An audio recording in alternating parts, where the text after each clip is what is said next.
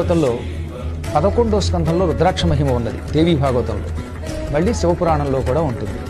పూర్వం ఒక దుర్మార్గుడు చచ్చిపోయిన తర్వాత వాడిని ఆ పాపాత్ముడిని అనాథ శవమని భావించి కట్టెలు కొట్టుకునేవాళ్ళు ఒక చోట పాతిపెట్టారు. వాడిని పాతిపెట్టగానే వాడి ప్రాణం తీసుకెళ్ళడానికి అక్కడికి యమకింకరులు వచ్చారు.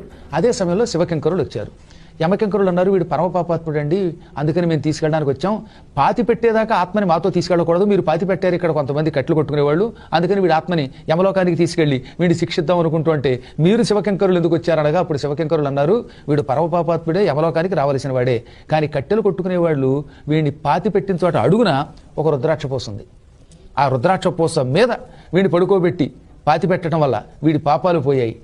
శరీరంలో రుద్రాక్ష ఉన్నవాడు చచ్చిన తర్వాత రుద్రాక్షతో కలిసి పాతి పెట్టబడినవాడు పొరపాటును కూడా యమలోకానికి వెళ్ళడు, వాడికి నరక బాధలుండవు, సకల పాపాల నుంచి వాడికి విముక్తి కలుగుతుంది. అందువల్ల ఎప్పుడూ శరీరం మీద ఒక రుద్రాక్ష ఉండాలి అన్నారు వాళ్ళు. మనం శరీరం ఎప్పుడు విడిచిపెడతాం మనకేం తెలుసు. అందువల్లే శరీరంలో ఎప్పుడు రుద్రాక్ష ఉంటే ఎంత నీచుడైనా సరే శరీరం విడిచిపెట్టాక నరకానికి మాత్రం పోడు. ఒక్క రుద్రాక్ష ధారణ చేసిన వాడు పర్వకాలాలలో మాంసాహారం తినకూడదు, అలాగే పవిత్ర దివసాలు అంటే ఏకాదశి వంటి దివసాల్లో మద్యపానం చేయకూడదు. ఈ ఒక్క